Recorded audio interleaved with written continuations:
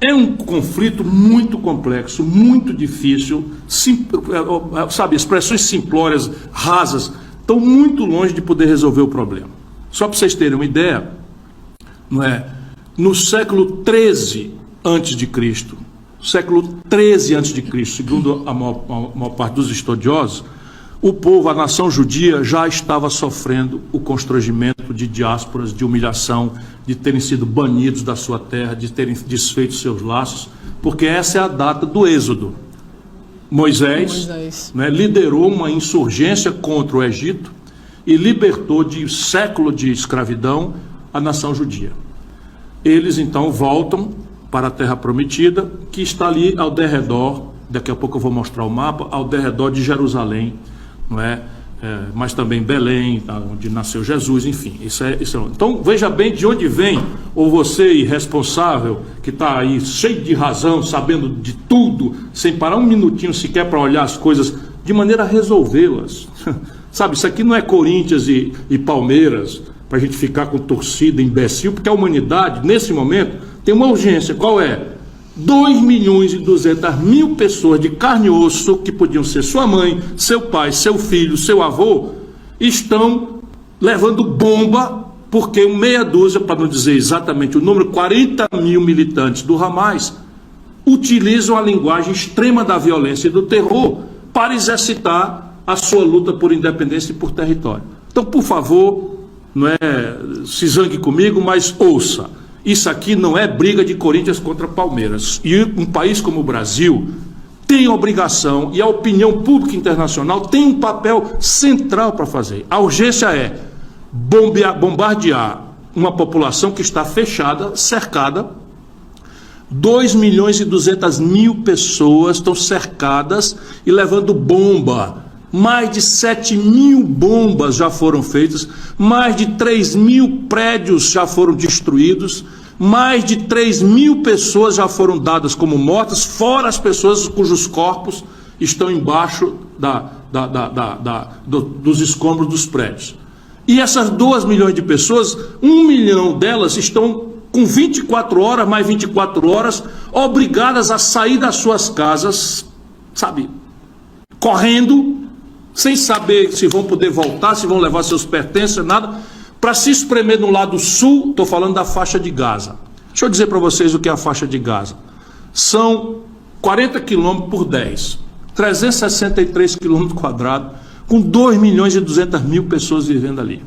Isso, se pegar a cidade de Gaza, que está ali no norte, onde agora está essa ordem fascista de sai agora ou vai morrer todo mundo, ou aguenta as consequências, numa punição de gente civil, de inocentes, mais de 1.000 crianças palestinas já morreram, mais de 1.000 crianças, porque corretamente Israel, se defendendo, tem todo o direito de se defender, e quer enfrentar o Hamas.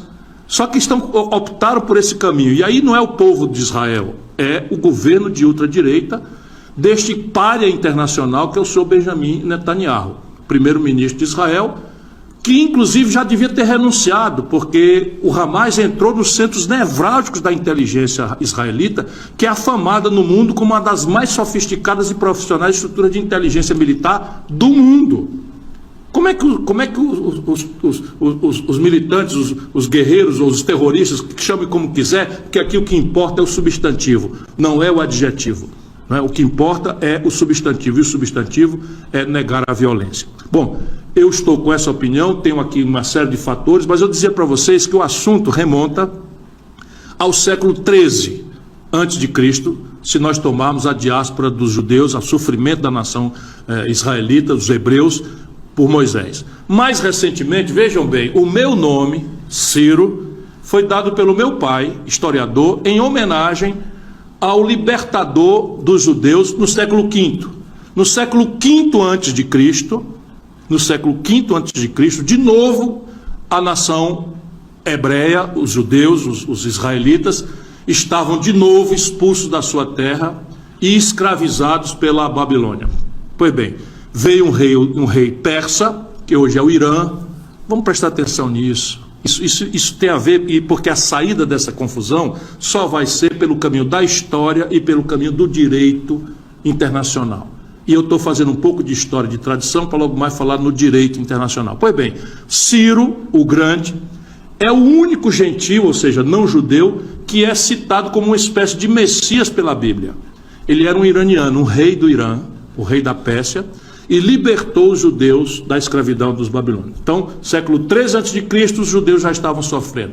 Século 5 a.C., os judeus já estavam sofrendo, não é? Diásporas e separação. Mas essa confusão atual tem a ver com a última forma de sofrimento e de diáspora dos judeus e dos palestinos, em função do desenho que as Nações Unidas, a ONU, deu para essa questão numa Assembleia Geral, a segunda Assembleia Geral, presidida por um grande brasileiro, Oswaldo Aranha, que fundou o Estado de Israel e, no mesmo ato, na mesma resolução das Nações Unidas, fundou o Estado da Palestina, independente, e definiu os seus respectivos territórios. Essa é a base da confusão que nós estamos vivendo hoje. Ou nós entendemos isso, sob o ponto de vista da história, das tradições, inclusive religiosas, e do direito, ou ficará essa torcida imbecil que hoje, por exemplo, um grupo de fanatizados foi fazer protesto em Londres, na porta da BBC, reclamando que a BBC de Londres está fazendo uma cobertura razoavelmente equilibrada do conflito, sendo uma estatal britânica. Vocês verem o nível de fanatismo, o nível de violência, e aqui no Brasil a mesma coisa.